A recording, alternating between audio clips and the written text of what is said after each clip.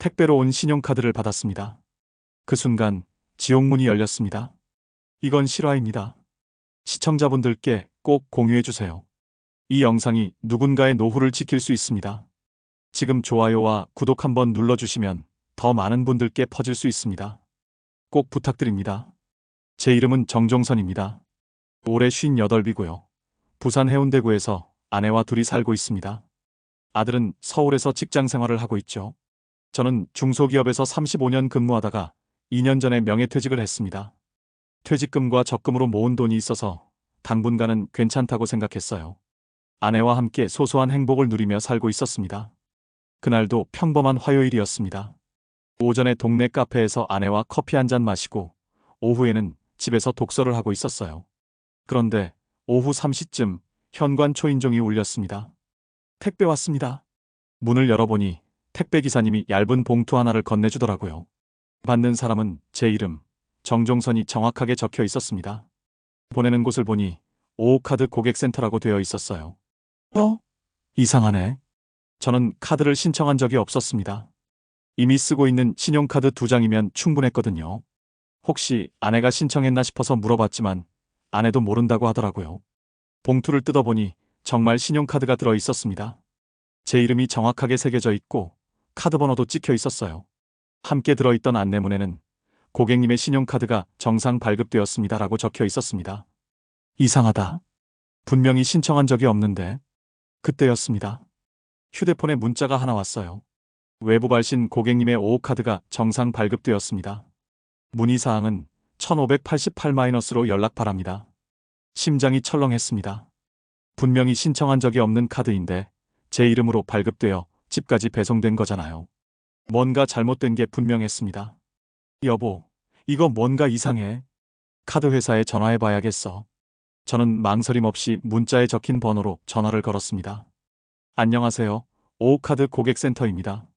상대방은 정중하고 차분한 목소리로 말했어요. 안녕하세요. 방금 카드가 배송되었는데 저는 신청한 적이 없어서 확인하려고 전화드렸습니다. 성함과 주민등록번호 뒷자리 말씀해 주시겠어요? 저는 별다른 의심 없이 정보를 알려줬습니다. 확인되었습니다. 고객님, 죄송하지만 심각한 문제가 발생했습니다. 고객님 명의로 불법 카드 발급이 확인되었고 이미 금융감독원에 신고된 상태입니다. 네? 불법 카드 발급이요? 네, 맞습니다. 고객님은 피해자시고요. 지금 즉시 조치를 취하지 않으면 더 큰 피해가 발생할 수 있습니다. 잠시만 기다려주세요. 담당 부서로 연결해드리겠습니다. 잠깐의 대기음 후에 다른 목소리가 들렸습니다. 안녕하세요. 금융감독원 금융사기 대응팀 김수진 조사관입니다. 목소리가 한층 더 진지해졌습니다. 제 심장은 더욱 빠르게 뛰기 시작했어요. 고객님, 지금 상황이 매우 심각합니다. 고객님 명의로 발급된 카드가 이미 범죄에 악용되고 있는 상황이고 추가 피해를 막기 위해 긴급 조치가 필요합니다. 저는 정말 아무것도 신청한 적이 없는데요. 네, 알고 있습니다. 고객님은 완전한 피해자세요. 하지만 지금 고객님 앞에 있는 그 카드는 범죄자들이 고객님 명의를 도용해서 만든 불법 카드입니다. 즉시 회수해야 합니다. 온몸이 굳어지는 느낌이었습니다. 불법 카드라니. 제 명의가 도용되었다니. 그럼 어떻게 해야 하나요? 지금 즉시 저희 보안팀을 파견하겠습니다. 고객님 댁으로 직접 방문해서 불법 카드를 회수하고 추가 보안 조치를 취하겠습니다. 30분 내로 도착할 예정이니 그때까지 절대로 그 카드를 사용하거나 다른 곳에 알리지 마세요. 네, 알겠습니다. 참고로 저희 보안팀원은 신분증을 소지하고 있으니까 확인하시고 협조해 주시면 됩니다. 고객님을 보호하기 위한 조치니까 안심하세요. 전화를 끊고 나서 아내에게 상황을 설명했습니다. 아내도 놀란 표정으로 어떻게 이런 일이? 하며 걱정했어요. 금융감독원에서 보안팀을 보낸다고 하니까 일단 기다려보자.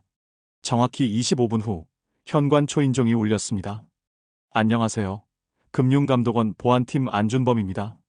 카드 회수건으로 방문했습니다. 인터폰 화면을 보니 마스크를 쓴 남성이 정장 차림으로 서 있었어요. 손에는 서류 가방 같은 것을 들고 있었습니다. 문을 열자 그가 공손하게 인사를 하며 신분증을 보여줬습니다. 금융감독원 직원증이었는데 사진도 있고 이름도 안준범이라고 적혀 있었어요. 정종선 고객님이시죠? 불법 카드 회수를 위해 방문했습니다. 먼저 카드를 확인해 보겠습니다. 저는 아무 의심 없이 받았던 카드 봉투를 건네줬습니다. 그는 카드를 꺼내보더니 고개를 끄덕였어요. 맞습니다. 이게 바로 범죄 조직이 고객님 명의로 불법 제작한 카드입니다. 다행히 아직 사용되지 않았네요. 정말 다행이네요. 하지만 고객님, 아직 안심하기는 이릅니다. 이미 고객님 개인정보가 유출된 상태라서 추가 보안 조치가 필요합니다. 고객님께서 사용하시는 스마트폰의 보안 점검이 필요합니다. 혹시 최근에 이상한 문자나 링크를 클릭하신 적 있으세요? 글쎄요. 기억이 잘. 괜찮습니다. 일단 확인해 보겠습니다. 잠시 휴대폰을 빌려주시겠어요? 저는 별다른 의심 없이 휴대폰을 건네줬습니다. 그는 뭔가를 조작하더니 다시 돌려줬어요. 보안 앱을 설치했습니다. 이 앱을 통해서 혹시 해킹 시도가 있었는지 실시간으로 모니터링할 수 있습니다. 아, 그렇군요. 감사합니다. 그리고 한 가지 더 중요한 게 있습니다. 고객님 계좌도 보안 점검이 필요해요. 범죄자들이 이미 고객님 정보를 알고 있으니까 계좌까지 위험할 수 있거든요. 제 얼굴이 굳어졌습니다. 계좌까지 위험하다니. 그럼 어떻게 해야 하죠? 지금 즉시 은행 고객센터에 연결해서 보안 강화 조치를 신청하겠습니다. 고객님께서 직접 통화하시면 됩니다. 그가 자신의 휴대폰으로 어디론가 전화를 걸더니 저에게 건네줬어요. 고객님, 오은행 보안센터입니다. 또 다른 목소리였습니다. 이번에는 여성의 목소리였어요. 안녕하세요. 금융감독원에서 연락받고 대기하고 있었습니다. 고객님 계좌 보안 강화를 위해 몇 가지 확인이 필요합니다. 네, 말씀해 주세요. 먼저 고객님이 사용하시는 계좌번호를 확인해 주세요. 저는 평소 사용하던 주거래 은행 계좌번호를 말했습니다. 확인되었습니다. 그리고 보안 강화를 위해 OTP 인증이 필요한데요. 혹시 OTP 카드 가지고 계시나요? 네, 있습니다. 그럼 지금 OTP 번호를 생성해서 알려주시겠어요? 저는 OTP 카드를 눌러서 나온 6자리 숫자를 알려줬습니다. 감사합니다. 보안 설정이 완료되었습니다. 그런데 고객님, 한 가지 더 중요한 조치가 필요합니다. 뭔가요? 현재 고객님 계좌가 해킹 위험에 노출되어 있어서 임시로 안전계좌로 자금을 이동시켜야 합니다. 수사가 완료되면 다시 원래 계좌로 복구해 드릴게요. 그 순간 뭔가 이상하다는 생각이 들었습니다. 안전계좌로 돈을 옮긴다고? 잠깐요. 그게 정말 필요한 건가요? 옆에 있던 보안 팀원이 급하게 말했습니다. 고객님, 지금 1분 1초가 급합니다. 범죄자들이 실시간으로 고객님 계좌를 노리고 있어요. 지금 조치하지 않으면 모든 돈이 털릴 수 있습니다. 전화기 너머에서도 목소리가 들렸습니다. 고객님, 저희가 이런 일을 매일 처리하고 있습니다. 시간이 정말 중요해요. 5분만 늦어도 해커들이 먼저 침입할 수 있습니다. 그 순간 아내가 옆에서 불안한 표정으로 제 팔을 잡았어요. 하지만 저는 이미 상황에 완전히 휩쓸려 있었습니다. 알겠습니다. 어떻게 하면 되죠? 지금 인터넷 뱅킹으로 접속해서 안전계좌로 이체하시면 됩니다. 계좌번호 알려드릴게요. 저는 스마트폰으로 인터넷 뱅킹 앱에 접속했습니다. 손이 떨렸지만 모든 게 급하다고 하니까 서둘러야 한다고 생각했어요. 계좌번호는 352-입니다. 저는 시키는 대로 이체 화면에 계좌번호를 입력했습니다. 금액은 얼마로 할까요? 안전을 위해서는 전액을 이동시키는 게 좋겠습니다.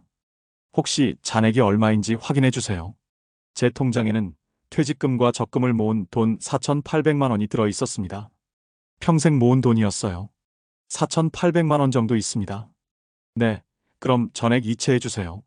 수사 완료 후 24시간 내에 다시 돌려드립니다. 저는 떨리는 손으로 4,800만 원을 입력했습니다. 그리고 이체 버튼을 눌렀어요. 이체가 완료되었습니다. 화면에 그 문구가 떴을 때 저는 안도의 한숨을 쉬었습니다. 이제 안전하겠구나 싶었어요. 수고하셨습니다. 고객님, 자금이 안전하게 보호되었습니다.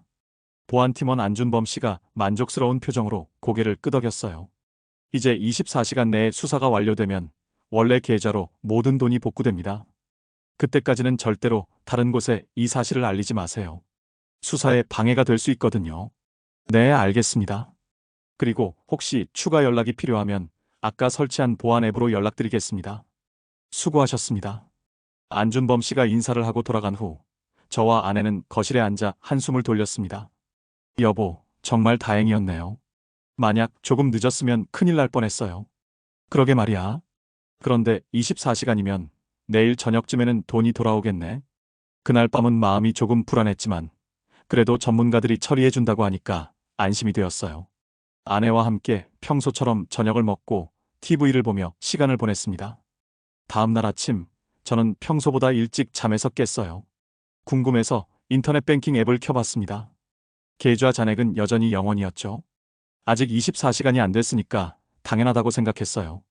오후가 되자 조금씩 불안해지기 시작했습니다. 혹시나 해서 은행에 전화를 걸어봤어요. 안녕하세요, 오은행입니다. 안녕하세요. 어제 보안 문제로 안전계좌에 돈을 이체했는데 언제쯤 원래 계좌로 돌아오는지 궁금해서요. 죄송하지만 무슨 말씀이신지. 안전계좌라는 게 저희 은행에는 없는 서비스인데요. 그 순간 혈관이 얼어붙는 느낌이었습니다. 네, 그럼 어제 금융감독원에서 고객님, 혹시 보이스피싱 피해를 당하신 건 아닌가요? 금융감독원에서 고객에게 직접 연락해서 돈을 이체하라고 하는 경우는 절대 없습니다. 전화기를 든 손이 덜덜 떨렸습니다. 보이스피싱. 그 말이 머릿속에서 계속 맴돌았어요. 그럼 제가 보낸 돈은 일단 가까운 경찰서에 신고하시고 저희 은행으로도 오셔서 거래 내역을 확인해 보세요. 전화를 끊고 주저앉았습니다. 아내가 놀라서 달려왔어요. 여보, 왜 그래요? 무슨 일이에요? 여보, 우리가 당한 것 같아. 뭘 당했다고요? 보이스피싱. 어제 온 사람들이 가짜였어. 아내의 얼굴이 하얗게 변했습니다. 뭐라고요? 그럼 우리 돈이? 저는 대답할 수가 없었습니다. 4,800만 원. 평생 모은 돈이 하루아침에 사라진 거였어요. 그날 오후, 저희는 경찰서로 향했습니다. 다리가 후들후들 떨려서 제대로 걷기도 힘들었어요. 아내는 계속 울먹이며 제 팔을 붙잡고 있었습니다. 신고하려고 왔습니다. 보이스피싱 당했어요. 경찰관이 저희를 바라보더니 한숨을 쉬었어요. 요즘 정말 많아요. 어떤 수법이었나요? 저는 어제 있었던 일을 처음부터 끝까지 설명했습니다. 카드 배송부터 시작해서 금융감독원 연락, 보안팀 방문, 안전계좌 이체까지 모든 과정을 말했어요. 아, 이게 요즘 신종 수법이에요. 실제로 카드를 발급해서 보내고 그걸 회수하러 직접 방문까지 하는 거죠. 피해자 입장에서는 의심할 여지가 거의 없어요. 그럼 제 돈은 돌려받을 수 있나요? 경찰관의 표정이 어두워졌습니다. 솔직히 말씀드리면 매우 어렵습니다. 고객님께서 직접 이체를 하신 거라서 법적으로는 본인이 송금한 것으로 기록되거든요. 하지만 속아서 한 거잖아요. 맞습니다. 하지만 입증이 쉽지 않아요. 그리고 범인들은 이미 돈을 빼서 해외로 빼돌렸을 가능성이 높습니다. 그 말을 듣는 순간 세상이 무너지는 것 같았습니다. 평생 성실하게 일해서 모은 돈이 하루아침에 사라졌는데 돌려받을 가능성도 거의 없다니. 수사는 하실 거죠? 당연히 수사는 진행하겠습니다. 하지만 이런 조직들은 대부분 대포폰을 쓰고 가짜 신분증도 정교하게 만들어서 검거율이 높지 않은 게 현실입니다. 피해 신고서를 작성하고 경찰서를 나오는 길 아내가 처음으로 말을 했어요. 여보, 우리 이제 어떻게 살아? 저는 대답할 말이 없었습니다. 퇴직금과 적금을 모두 합쳐서 4,800만 원이었는데 그게 저희 노후 자금의 전부였거든요. 그날 밤부터 잠이 오지 않았습니다. 눈을 감으면 어제 일이 계속 되풀이되어 떠올랐어요. 왜 그때 의심하지 못했을까? 왜 그렇게 쉽게 믿었을까? 후회가 밀려왔지만 이미 돌이킬 수 없었습니다. 며칠 후 은행에서 연락이 왔어요. 고객님, 이체하신 계좌가 이미 해지된 상태입니다. 그리고 해당 계좌의 명의자도 실존하지 않는 인물로 확인됩니다. 그럼 정말 완전히 사라진 건가요? 금융감독원과 경찰에서 수사 중이지만 현재로서는 회수 가능성이 희박합니다. 전화를 끊고 아내와 마주 앉았습니다. 둘 다 말이 없었어요. 뭘 어떻게 해야 할지 막막했습니다. 그날부터 현실이 저희를 짓눌러 오기 시작했습니다. 4,800만 원이 사라진 건 단순히 숫자가 아니었어요. 그건 저희의 모든 것이었습니다. 일주일 후 첫 번째 타격이 왔습니다. 관리비 고지서였어요. 매달 35만 원씩 나가는 관리비를 낼 돈이 없었습니다.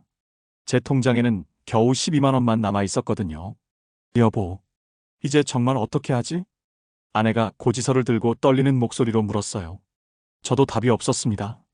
일단 아들한테 연락해야겠어. 서울에 있는 아들에게 전화를 걸었습니다. 어떻게 설명해야 할지 며칠 동안 고민했지만 결국 숨길 수 없었어요. 아들아, 아빠가 할 말이 있어. 네, 아버지. 무슨 일이세요? 그게 아빠가 사기를 당했어. 보이스피싱이라는 걸. 전화 너머로 긴 침묵이 흘렀습니다. 얼마나요? 4,800만 원. 우리가 가진 돈 거의 다. 아들의 한숨 소리가 들렸어요. 아버지, 어떻게 그런 일이? 미안하다. 정말 미안해. 그날 아들이 급하게 부산으로 내려왔습니다. 얼굴이 창백했어요. 아버지, 어머니, 정확히 무슨 일이었는지 다시 한번 말씀해 주세요. 저는 다시 한번 그날의 일을 설명했습니다. 아들은 들으면서 계속 고개를 저었어요. 아버지, 요즘 뉴스에서 그렇게 보이스피싱 조심하라고 하는데 나도 알고 있었어. 하지만 그 순간에는 정말 진짜 같았어. 이제 어떻게 하실 거예요? 당장 생활비도. 아들이 지갑을 꺼내더니 현금 50만 원을 테이블에 놓았어요. 일단 이걸로 당장 필요한 거 해결하시고 제가 매달 조금씩 도와드릴게요. 고마웠지만 동시에 너무 미안했습니다. 아들도 서울에서 전세 살면서 애쓰고 있는데 부모가 짐이 되어버린 거였어요. 그 다음 주부터 진짜 생활고가 시작됐습니다. 마트에 가서도 가격표를 보며 계산기를 두드려야 했어요. 예전에는 그냥 필요한 거 담았는데 이제는 계란 한 판 사는 것도 고민이 되었습니다. 10일 행사 중인 걸로만 사자. 아내가 장바구니에 라면을 담으며 말했어요. 그 말을 들으니 가슴이 아팠습니다. 결혼한 지 30년 동안 이런 적은 한 번도 없었거든요. 2달 후에는 더 큰 문제가 생겼습니다. 전기요금과 가스요금이 밀리기 시작한 거예요. 아들이 보내주는 돈으로는 관리비와 식비를 겨우 해결할 수 있었는데 공과금까지는 여유가 없었습니다. 고객님, 전기요금 2개월 연체로 내일 공급이 중단됩니다. 그 문자를 받았을 때 정말 막막했어요. 11월 중순이었는데 전기가 끊기면 난방도 안 되는 거잖아요. 여보, 어떻게 하지? 아들한테 다시 연락해야겠어. 하지만 이미 매달 50만 원씩 받고 있는데 또 손을 벌리기가 너무 어려웠습니다. 결국 저는 일자리를 찾기 시작했습니다. 58세에 새로 구직 활동을 하는 게 쉬운 일은 아니었어요. 하지만 선택의 여지가 없었습니다. 첫 번째로 간 곳은 동네 편의점이었어요. 죄송한데 나이가 좀... 사장님이 난처한 표정으로 말했습니다. 58세라고 하니까 다들 같은 반응이었어요. 그 다음엔 아파트 경비 일자리를 알아봤습니다. 야간 근무 가능하세요? 네, 가능합니다. 그럼 한번 해보시죠. 월급은 180만 원이고 사교대로 돌아가는 거예요. 180만 원. 예전 회사 월급의 절반도 안 되는 돈이었지만 그때는 그것만으로도 감사했어요. 야간 경비 일을 시작하고 나서 생활이 조금씩 나아지는 것 같았습니다. 그런데 문제는 제 몸이었어요. 밤새 일하고 낮에 자는 생활이 체력적으로 너무 힘들었습니다. 여보, 얼굴이 너무 안 좋아 보여요. 아내가 걱정스럽게 말했어요. 거울을 보니 정말 늙어 보였어요. 3개월 만에 10살은 더 늙은 것 같았습니다. 그런데 더 큰 문제는 겨울이 되면서 발생했어요. 야간 경비실이 너무 추운 거예요. 난방비를 아끼려고 온도를 낮게 해놔서 밤새 추위에 떨어야 했습니다. 어느 날 새벽 경비실에서 잠깐 졸았다가 감기에 걸렸어요. 그냥 감기인 줄 알았는데 계속 기침이 나오고 열이 나더라고요.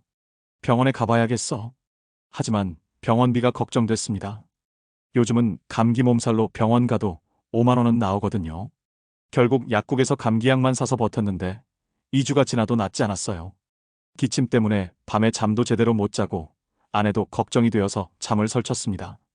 여보, 제발 병원 가요. 돈은 나중에 생각하고.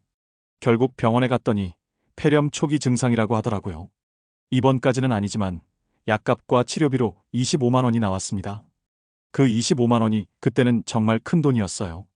그달 식비를 줄여야 했고 아내랑 저는 하루에 2끼만 먹기로 했습니다. 괜찮아. 나이 들면 적게 먹는 게 건강에 좋다고 하잖아. 아내가 웃으며 말했지만 그 웃음이 너무 억지스러워 보였어요. 3개월째 경비 일을 하고 있을 때 또 다른 시련이 왔습니다. 아파트에서 경비원을 줄이기로 한 거예요. 죄송합니다. 관리비 절약 때문에 경비원을 2명으로 줄이기로 했어요. 그럼 저는 어떻게 되는 건가요? 이번 달까지만 근무하시면 됩니다. 일자리를 잃게 된 거였어요. 그나마 있던 180만 원 수입도 사라지는 거였습니다. 집에 돌아와서 아내에게 말했을 때 아내는 아무 말 없이 제 손을 꽉 잡았어요. 여보, 우리 정말 어떻게 되는 거야? 그때 처음으로 절망이라는 게 뭔지 알 것 같았습니다. 돈이 없다는 건 단순히 불편한 게 아니라 인간의 존엄성까지 무너뜨리는 거였어요. 그날 밤, 저는 침대에 누워서 천장을 바라보며 생각했습니다. 내가 뭘 잘못했을까? 평생 성실하게 살았는데 왜 이런 일을 당해야 하는 걸까? 옆에서 자는 아내의 숨소리를 들으며 이 사람까지 이렇게 고생시키는 제 자신이 너무 미웠습니다. 외부 창문으로 들어오는 가로등 불빛을 보며 다짐했어요. 뭐든 해야겠다고. 자존심 같은 건 이제 중요하지 않다고. 아내와 저 둘이라도 버텨야 한다고. 다음 날부터 저는 더 적극적으로 일자리를 찾기 시작했습니다. 배달, 청소, 주차 관리까지. 나이가 많아도 할 수 있는 일이라면 뭐든지 해보려고 했어요. 하지만 그 과정에서 가장 힘든 건 일자리를 찾는 것 자체가 아니라 사람들의 시선이었습니다. 아파트 경비 일을 그만둔 후 처음 간 곳은 동네 마트였어요. 아르바이트생 모집 공고를 보고 갔는데 면접관이 저를 위아래로 훑어보더니 이렇게 말했습니다. 아저씨, 나이가. 여기는 젊은 사람들이 주로 일하는 곳이라서요. 그 말투에서 묘한 무시가 느껴졌어요. 아저씨라는 호칭, 그리고 젊은 사람들이라는 표현에서 저를 이미 쓸모없는 사람으로 보고 있다는 게 느껴졌습니다. 집 근처 식당에서도 마찬가지였어요. 설거지나 청소일 있으면 하고 싶습니다. 사장님이 저를 쳐다보더니 옆에 있던 직원과 뭔가 수군거렸어요. 그리고는 이렇게 말했습니다. 여기는 좀 바쁜 곳이라서 젊은 분들이 와야. 또 그 말이었어요. 젊은 분들. 제가 58세라는 것만으로도 이미 경쟁에서 밀려나는 거였습니다. 더 충격적인 건 동네에서 만나는 사람들의 반응이었어요. 예전에는 정종선 씨, 요즘 어떻게 지내세요? 라고 인사를 나누던 이웃들이 제가 일자리를 찾고 다닌다는 소문이 나자 분위기가 달라졌습니다. 아, 정종선 씨, 요즘 힘드시죠? 동정 어린 눈빛으로 바라보는 거예요. 그 시선이 너무 불편했습니다. 마치 제가 불쌍한 사람이 된 것 같았어요. 어느 날 아파트 엘리베이터에서 같은 층에 사는 김씨댁 아주머니를 만났습니다. 어머, 정종선 씨, 요즘 배달 일 하신다면서요? 아, 네. 그때 저는 치킨 배달 일을 시작한 상태였어요. 오토바이로 배달하는 일이었는데 하루에 8시간씩 일해서 7만 원 정도 벌 수 있었습니다. 힘드시겠어요? 그 나이에 오토바이까지. 그 말을 들으며 가슴이 쓰라렸어요. 그 나이에라는 표현이 계속 귀에 맴돌았습니다. 더 견디기 힘든 건 아내가 받는 시선이었어요. 아내가 시장에 갔다가 돌아와서 이런 말을 했어요. 여보, 김씨 내가 그러는데 우리가 사기당했다는 소문이 동네에 다 퍼졌대요. 뭐라고 하던? 보이스피싱에 당했다면서. 요즘 나이 드신 분들이 그런 거에 잘 당한다면서. 그 말을 듣는 순간 얼굴이 화끈거렸습니다. 동네 사람들이 저희를 바보 취급하고 있다는 생각이 들었어요. 가장 충격적이었던 건 아들 친구 어머니를 우연히 만났을 때였어요. 마트에서 치킨을 배달하러 갔는데 그분이 저를 알아보는 거예요. 정종선 씨 아니세요? 민수 아버지. 민수는 제 아들과 고등학교 동창이었어요. 저는 당황해서 인사를 했습니다. 아, 안녕하세요. 지금 배달 일 하세요? 그분의 눈빛에는 놀라움과 함께 약간의 우월감 같은 게 섞여 있었어요. 네, 그렇습니다. 아, 그러시구나. 요즘 힘드시겠어요. 그 후로 그분은 저를 볼 때마다 동정어린 눈빛으로 바라봤어요. 마치 저 사람 참 안 됐다는 표정이었습니다. 그런 시선들 때문에 점점 사람들을 피하게 되었어요. 배달 일을 할 때도 아는 사람을 만날까봐 두려웠습니다. 헬멧을 깊이 눌러 쓰고 가능하면 얼굴을 가리려고 했어요. 어느 날은 제가 다니던 회사 후배를 우연히 만났습니다. 신호등에서 대기하고 있는데 옆차에서 누군가 저를 쳐다보더라고요. 정종선 선배님? 창문을 내리고 인사를 했는데 그 후배의 표정이 복잡했어요. 지금 배달 일 하세요? 응, 그렇다. 아, 그러시구나. 그 후배는 더 이상 말을 하지 않았어요. 신호가 바뀌자 급하게 차를 몰고 가더라고요. 아마 저와 더 오래 얘기하기 싫었던 것 같아요. 그 일 이후로 저는 예전 직장 동료들을 만나는 게 더욱 부담스러워졌습니다. 그들은 여전히 안정적인 직장에 다니거나 편안한 은퇴 생활을 하고 있을 텐데 저만 이렇게 배달 일을 하고 있으니까요. 아내도 마찬가지였어요. 예전에 같이 모임을 했던 아줌마들과 만나기 어려워했습니다. 여보, 오늘 개모임 있는 날인데. 안 가면 안 돼? 벌써 2번 빠졌는데. 그런데 가면 또 사기당한 얘기만 할 것 같아서. 아내도 사람들 앞에 나서기 부끄러워하게 된 거예요. 보이스피싱 당했다는 사실이 마치 우리가 무능하고 바보 같다는 증거처럼 여겨지는 것 같았습니다. 한 번은 은행에 갔는데 창구 직원이 저를 보더니 이렇게 말했어요. 고객님, 그때 보이스피싱 당하신 분 아니세요? 주변에 있던 다른 고객들이 모두 저를 쳐다봤어요. 그 순간 얼굴이 붉어지면서 숨고 싶었습니다. 그때 신문에도 나왔잖아요. 카드 배송받고 속은. 제가 사기당한 사건이 신문에 실렸었는데 그걸 기억하는 사람이 있었던 거예요. 저는 서둘러 업무를 마치고 은행을 나왔습니다. 그날 집에 돌아와서 아내에게 말했어요. 여보, 우리가 이 동네에서 계속 살아도 될까? 왜 갑자기 그런 말을? 사람들이 다 아는 것 같아. 우리가 사기당했다는 걸. 그리고 지금 우리가 어떻게 사는지도. 아내도 같은 생각이었나 봐요. 한참 동안 말이 없더니 이렇게 말했습니다. 그래도 여기가 우리가 30년 동안 살던 곳인데. 하지만 이제는 나갈 때마다 눈치가 보여. 정말 그랬어요. 동네를 걸을 때마다 사람들이 저를 보며 수군거리는 것 같았습니다. 저 사람 사기당한 사람이야. 요즘 배달일 한다던데. 참 안 됐어. 이런 말들이 들리는 것 같았어요. 가장 힘들었던 건 제 자신도 모르게 위축되어 가고 있다는 거였어요. 예전에는 당당하게 살았는데 이제는 사람들과 눈을 마주치는 것도 어려워졌습니다. 배달 일을 할 때도 음식을 전달하면서 주문하신 분이 저를 쳐다볼 때마다 이 사람도 나를 불쌍하게 생각하는 건 아닐까 하는 생각이 들었어요. 58세의 배달까지. 그런 말을 직접 들은 적은 없지만 사람들의 표정에서 그런 마음을 읽을 수 있었습니다. 그렇게 6개월이 지났을 때 저는 완전히 다른 사람이 되어 있었어요. 예전의 자신감도 밝은 모습도 모두 사라졌습니다. 아내와 저는 점점 말수가 줄어들었고 집안 분위기도 무겁기만 했어요. 그런데 어느 날 뜻밖의 만남이 저에게 작은 변화를 가져다 주었습니다. 배달을 하던 중에 신호등에서 대기하고 있는데 옆에서 다른 배달 오토바이가 섰어요. 헬멧을 벗은 그분을 보니 저보다 더 연세가 많아 보였습니다. 아마 60대 후반 정도? 아저씨, 오늘 날씨 좋네요. 그분이 먼저 말을 걸었어요. 네, 그러네요. 아저씨도 배달 일 하세요? 저는 3년째 하고 있어요. 3년이나요? 네, 처음엔 정말 힘들었는데 이제는 적응됐어요. 나이 들어서 할 수 있는 일이 많지 않잖아요. 그분의 목소리에는 체념이 아니라 담담함이 있었어요. 그런데 요즘 젊은 친구들이 친절해요. 처음엔 무시당할까봐 걱정했는데 의외로 고마워하는 사람들이 많더라고요. 신호가 바뀌어서 헤어졌지만 그분의 말이 계속 머릿속에 맴돌았습니다. 나이 들어서 할 수 있는 일이 많지 않다는 말이 위로가 되었어요. 저만 이런 상황이 아니구나 싶었습니다. 그 다음 주 배달 일을 하다가 또 다른 경험을 했어요. 아파트에 치킨을 배달하러 갔는데 문을 연 분이 20대 여성이었어요. 고생하셨어요. 이렇게 추운 날에.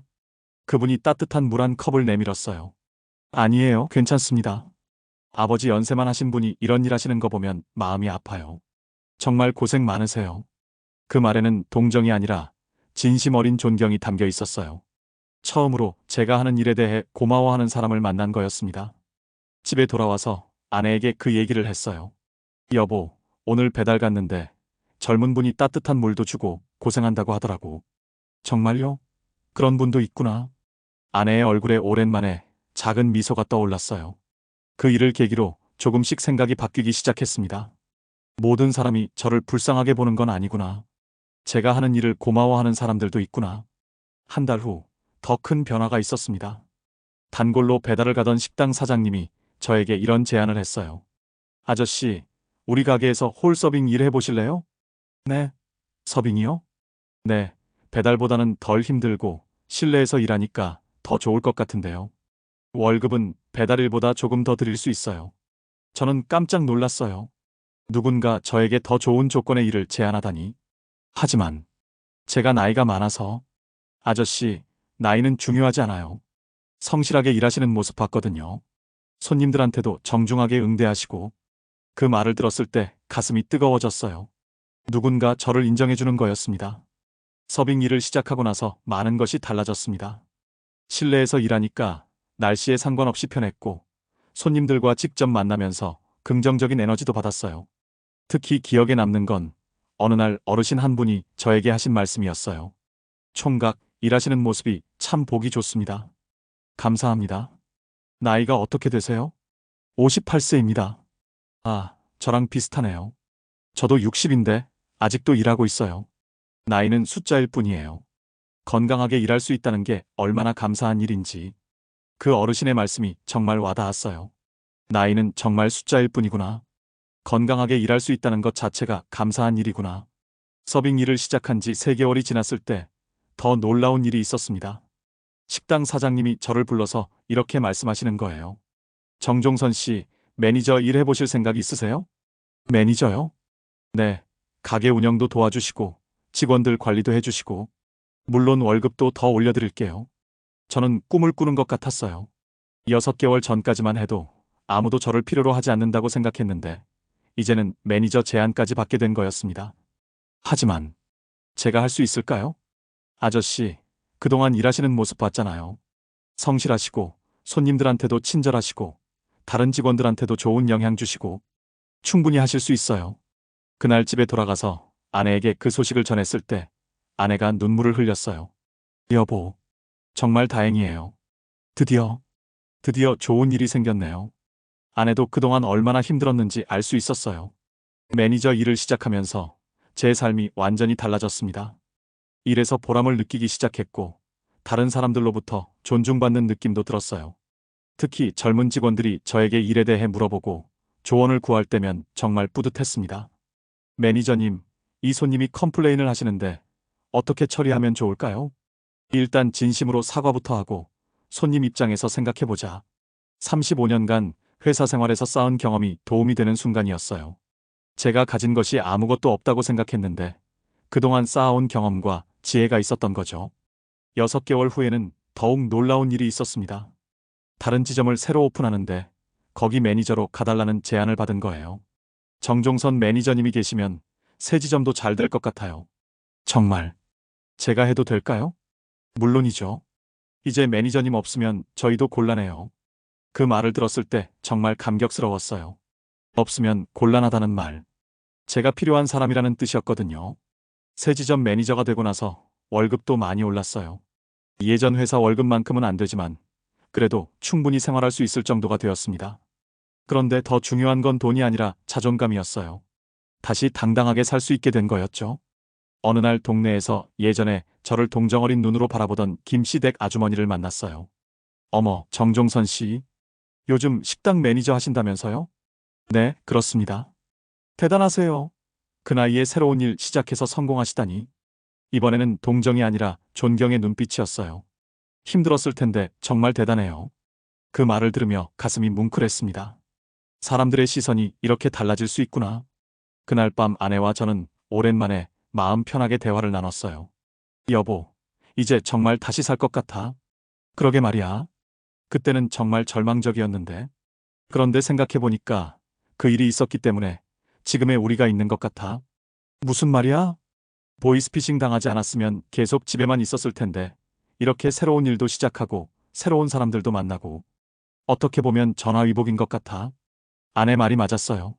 물론 4,800만 원을 잃은 건 여전히 아프지만 그 일을 통해 제가 얼마나 강한 사람인지 그리고 아직도 사회에서 필요한 사람인지 알게 된 거였습니다. 이제는 보이스피싱 당한 것에 대해 부끄러워하지 않습니다.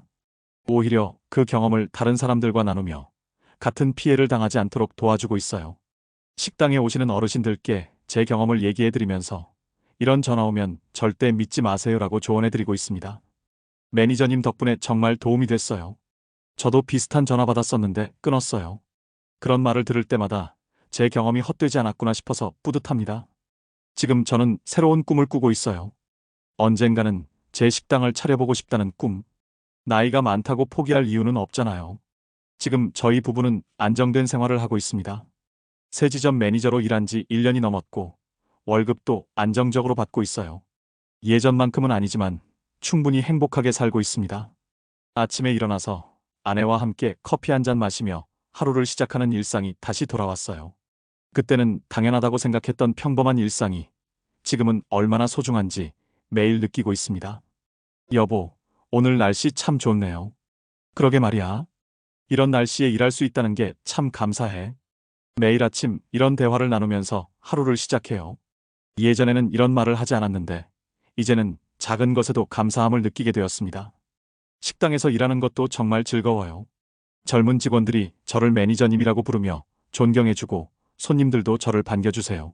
매니저님, 오늘도 수고 많으세요. 단골 손님분들이 이렇게 인사해 주실 때마다 가슴이 따뜻해집니다. 특히 며칠 전에 있었던 일이 기억에 남아요. 식당에 20대 커플이 왔는데 계산하면서 이런 말을 하더라고요. 매니저님, 저희 부모님도 매니저님 나이 정도인데 아직도 이렇게 열심히 일하시는 모습 보니까 정말 존경스러워요. 우리도 나중에 저렇게 나이 들어서도 건강하게 일할 수 있으면 좋겠어요. 그 말을 들으니까 제가 젊은 사람들에게 좋은 모습으로 비춰지고 있다는 걸 느꼈어요. 보이스피싱 당했을 때는 세상이 저를 필요로 하지 않는다고 생각했는데 지금은 오히려 누군가에게 희망이 되고 있다는 게 신기해요. 매달 급여날이 되면 아내와 함께 통장을 확인해요. 예전만큼 큰 돈은 아니지만 그 돈이 정말 소중하게 느껴져요. 여보, 이번 달도 월급 잘 들어왔네. 고생한 보람이 있어. 통장에 찍힌 월급을 보면서 이런 대화를 나눠요.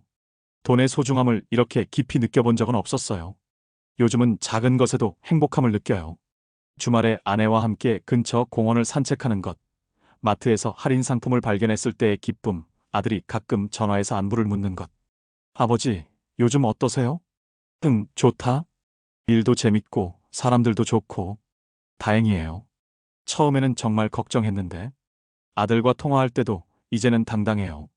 예전에는 짐이 되는 것 같아서 미안했는데, 지금은 아들도 제가 잘 지내는 모습을 보고 안심하는 것 같아요. 지난주에는 아들이 부산에 내려와서 저희 식당을 구경하러 왔어요. 아버지가 여기서 매니저 하세요? 응, 어때? 대단하세요.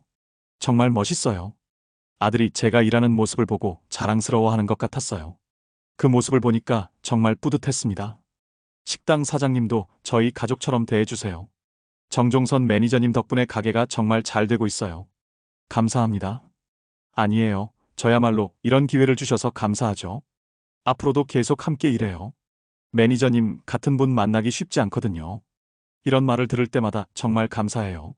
나이 많은 저를 이렇게 인정해 주시고, 요즘 저희 부부의 소소한 낙은 매주 토요일 저녁에 함께 장을 보는 거예요. 예전에는 돈 걱정 없이 샀는데 지금은 가격을 비교하면서 사지만 그 과정이 오히려 재미있어요. 여보, 이거 저번보다 500원 싸네. 정말? 그럼 이걸로 사자. 이런 작은 절약의 즐거움도 있고 집에 돌아와서 함께 요리하는 시간도 좋아요. 여보, 내가 만든 김치찌개 어때? 맛있어. 정말 맛있어. 단순한 대화지만 이런 평범한 일상이 얼마나 소중한지 모르겠어요. 저녁에는 소파에 앉아서 TV를 보면서 차 한 잔씩 마셔요. 보이스피싱 사기 뉴스가 나올 때마다 서로 바라보며 말해요. 우리도 저랬었지. 그래도 이제는 괜찮아. 응, 오히려 더 강해진 것 같아. 정말 그래요. 그 일을 겪고 나서 저희 부부가 더 단단해진 것 같아요. 어떤 어려움이 와도 함께 이겨낼 수 있다는 자신감이 생길어요. 가끔 동네에서 아는 분들을 만나면 이제는 당당하게 인사할 수 있어요.